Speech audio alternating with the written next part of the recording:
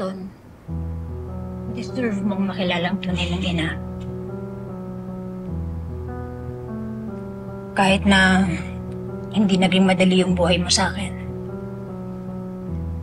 Naubos yung yaman natin dahil sa sakit ko. Sakit mo?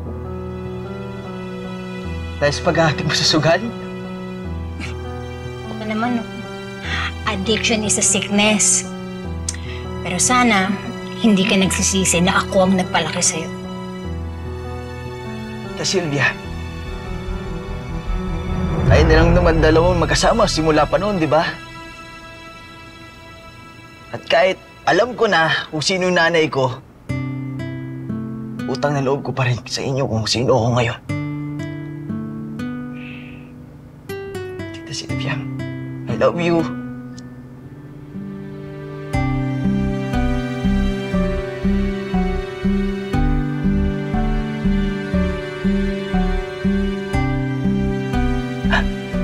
Sylvia, totoo po talaga na anak ko ni Miss Chinchin?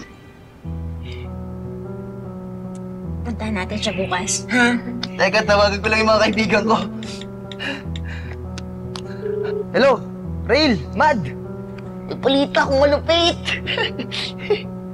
Oo, tol.